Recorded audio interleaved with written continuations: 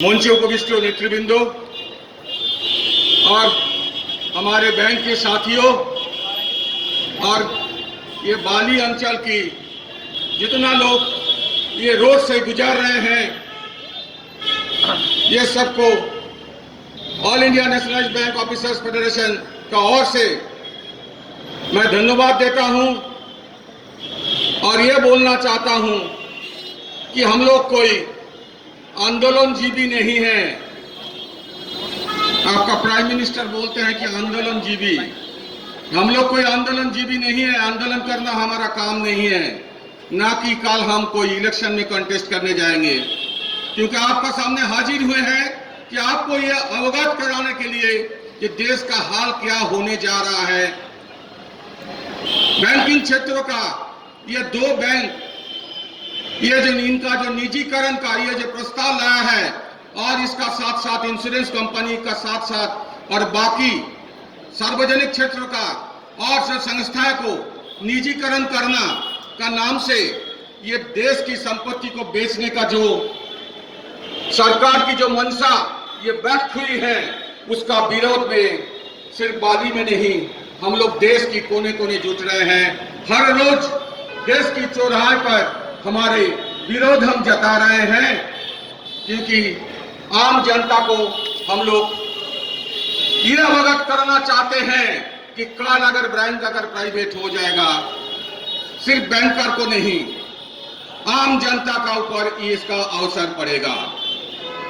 जो लोग रोड से चल रहे हैं, जो लोग छोटे छोटे दुकानदार, छोटे छोटे व्यवसाय करते हैं, टोटो चलाते हैं और ऑटो चलाते हैं और बस चलाते हैं, ये सब के लिए आज देश का ये समस्या ये खड़ा हो चुका है।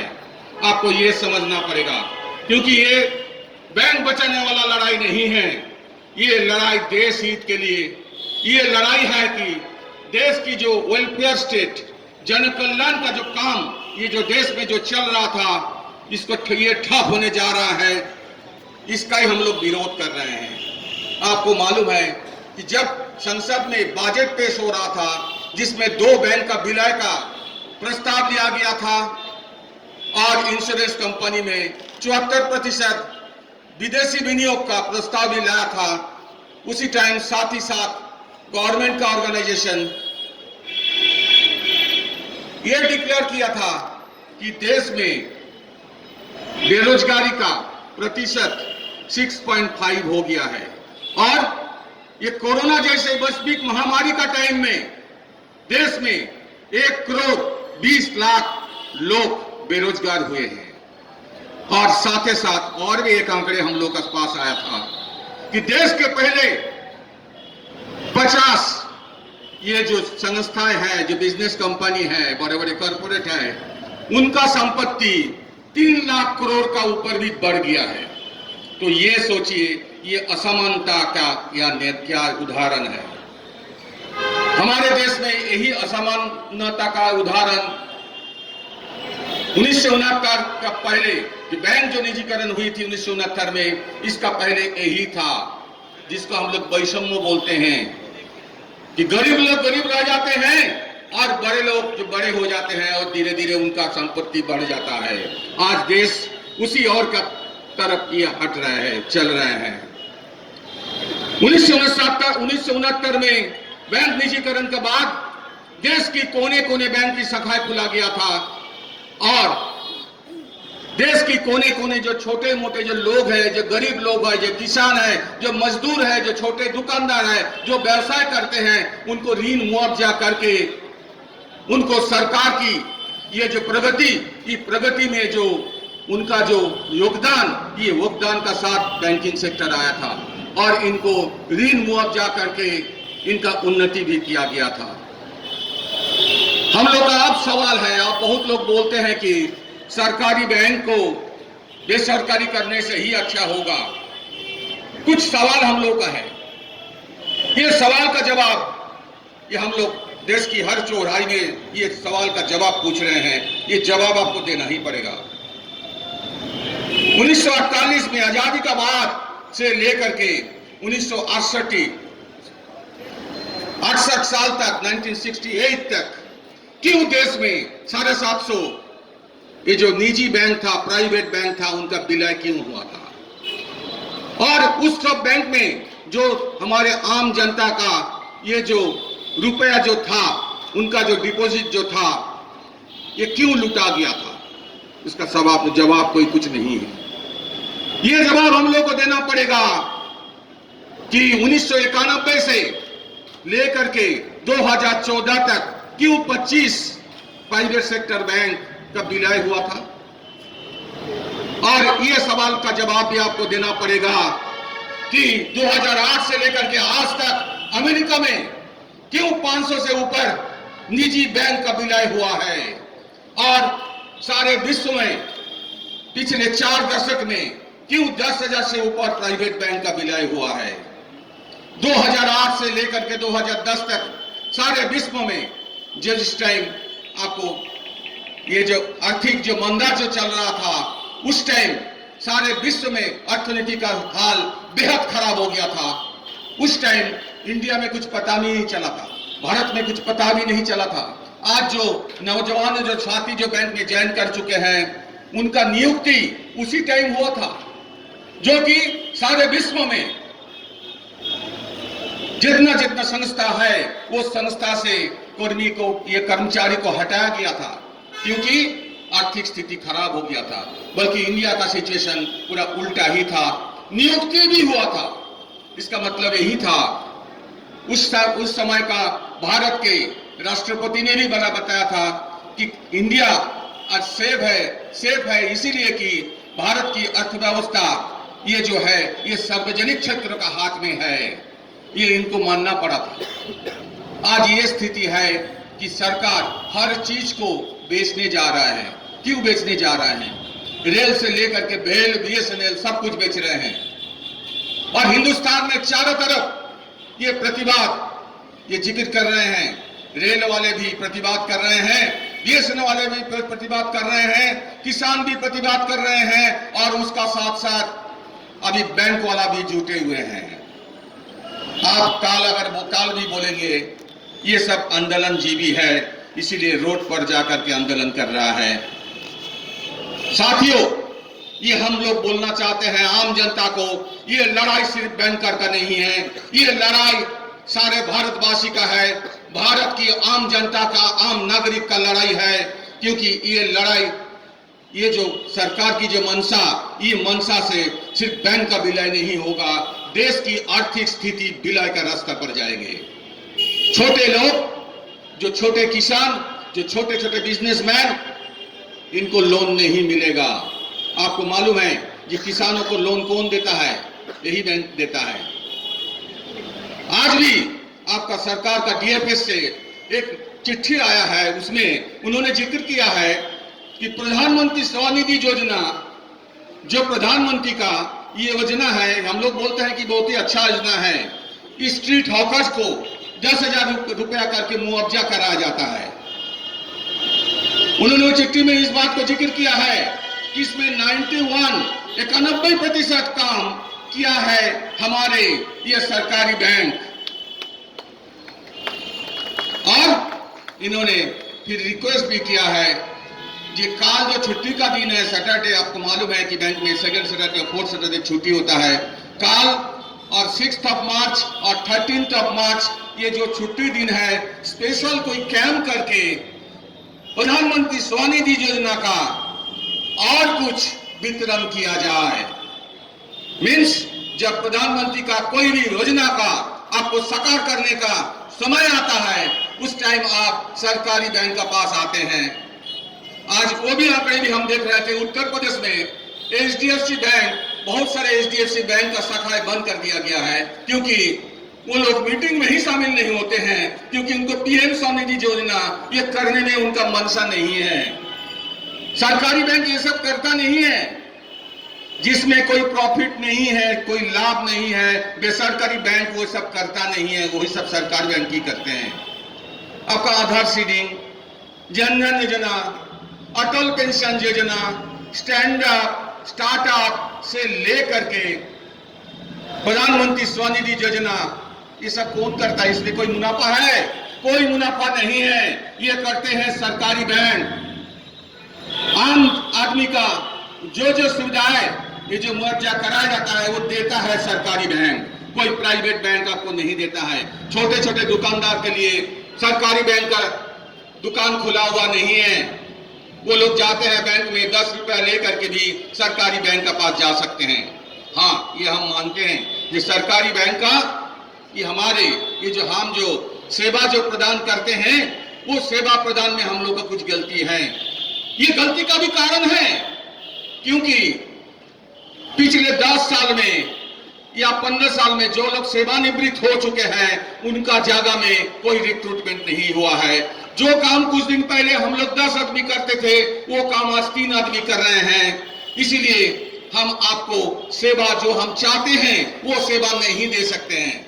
इसीलिए हम सरकार को भी बोलते हैं नियुक्ति कीजिए, क्योंकि सरकार का पास सबसे बड़ा समस्या है, हमारे हिंदुस्तान की सबसे बड़ा समस्या है कि बेरोजगारी। ये बेरोजगारी 6.5% बढ़ गया है। सिर्फ कोरोना नहीं, कोरोना का पहले ही 6.1% था। अब ये बेरोजगार लोगों को बैंक का और ज्यादा से ज्यादा सरकारी बैंक का क्षेत्र आपको खुलना चाहिए। देश की कोने कोने और भी शाखा होना चाहिए जिसमें आपको देश की ये आम जनता का कुछ ना कुछ उनका रोजगार मिल जाए। ना कि आप ये क्या कर रहे हैं, ये बैंक को विलय करके और कुछ शाखाएं बंद कर रहे हैं और ज्यादा कुछ ना कुछ प्रतिशत लोगों का कि आप बेरोजगार में गिनती में आप लाएंगे, तो ये देश हित के लिए काम नहीं है। साथियों, हम लोग बार बार यही बोलते हैं, ये हमारे पूर्वतन युवकता ने भी बोल रहा था कि हाँ, पूंजी का कंट्रोल, यस, ये पूंजी का जो कंट्रोल होता है, ये नियंत्रण होता है, ये नियंत्रण के लिए ही बैंक निजीकरण हुआ था, बैंक राष्ट्रीयकरण हुआ था। पूंजी के ऊपर कोई कंट्रोल अगर होता है तब भी जाकर के सरकार का हर चीज का साकार होता है।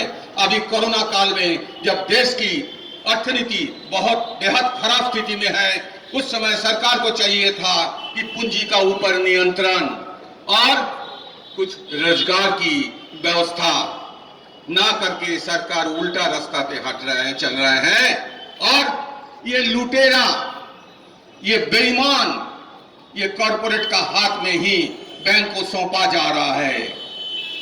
तो मैं आम जनता को ये भी बोलूंगा, ये सिर्फ बार बार हम लोग बोल रहे हैं कि ये बैंक का समस्या नहीं है, क्योंकि जो लोग प्राइवेट कंसर्न में काम करते हैं उन लोग सोच रहे हैं कि हमारे प्रॉब्लम नहीं है, हमारे समस्या नहीं है। आपको ज्यादा समस्या है। बैंक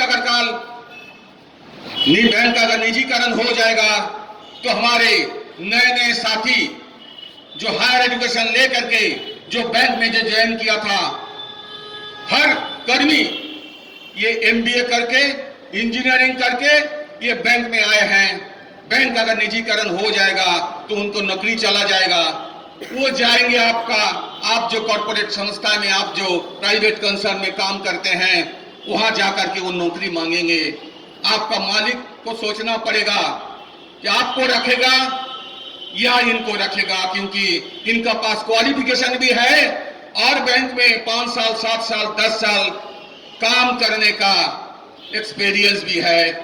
इसलिए साथियों, आप सोच लीजिए, जो लोग प्राइवेट कंसर्न में काम करते हैं, जो लोग सोच रहे हैं कि हमारे समस्या नहीं है, आपका पेट पर भी लात पड़ने जा रहा है। इस सरकार की जो मंशा जो व्यक्त हुआ है, इससे आपका पेट पर भी लात पड़ने जा रहा है। इसलिए आपको भी सोचना चाहिए और ये देश की कोने कोने हर जगह में ये हमारे जो बैंकर बंधु जो जुट रहे हैं उनको साथ दीजिए, उनका बातें सुनिए, क्योंकि आज ये देश को बचाने के लिए लड़ाई है।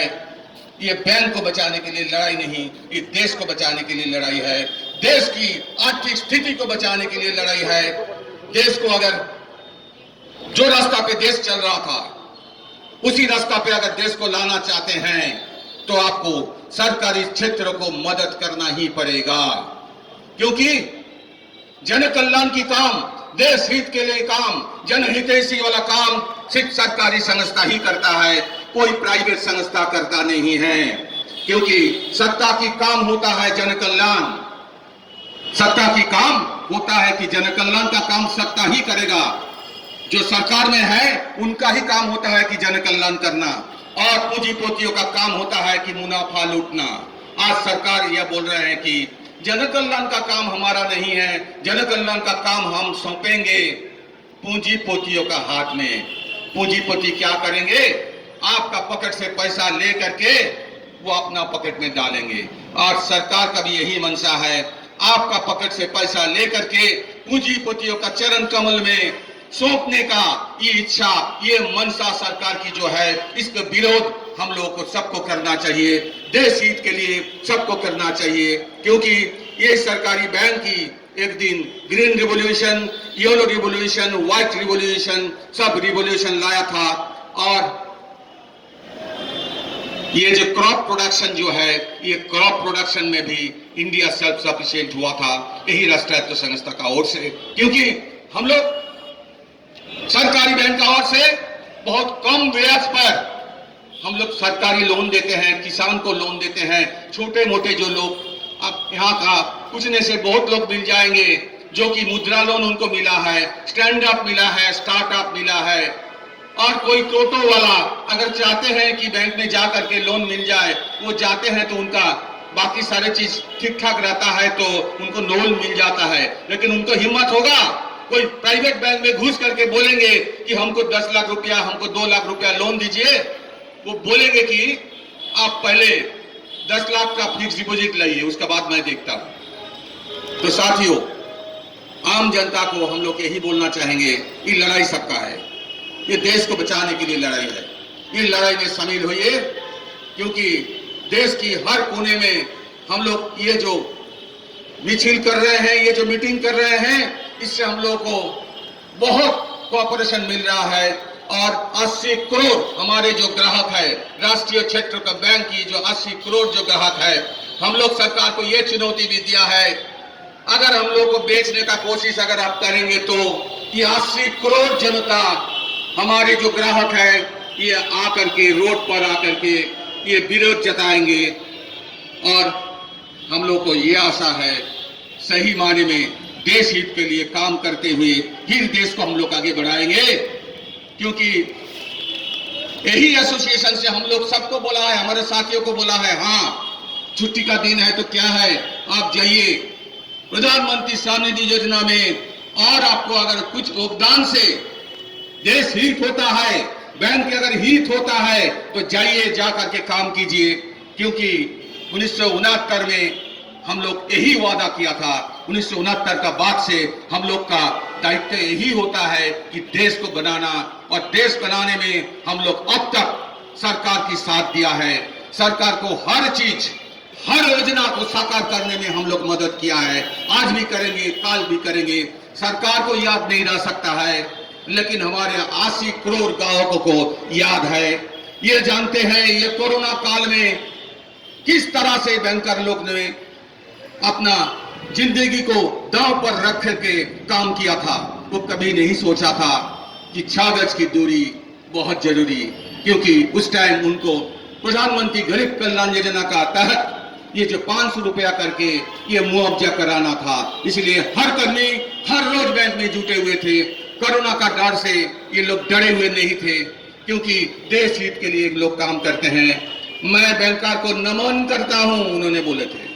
हम लोग सही में, कोई बोले चाहे ना बोले, हम लोग अपने आप को कोरोना वॉरियर्स मानते हैं, और हम लोग बैंकर्स को नमन करते हैं, क्योंकि राष्ट्रहित के लिए आप काम करते हैं। राष्ट्रवादी तो आप ही लोग हैं, राष्ट्र प्रेमी तो आप ही हैं। जो लोग कोरोना काल में अपने जिंदगी को दांव पर लगा कर देश हित के लिए काम करता है, उससे बड़ा देश प्रेमी कौन हो सकता है। हाँ, हम लोग ये गर्व महसूस करते हैं कि हम लोग उस टाइम बैंकर होने का नाते हम लोग देश हित के लिए काम किया था, और आने वाले दिनों में भी देश हित के लिए हम लोग काम करते रहेंगे। इनकलाब जिंदाबाद, जय हिंद, जय भारत।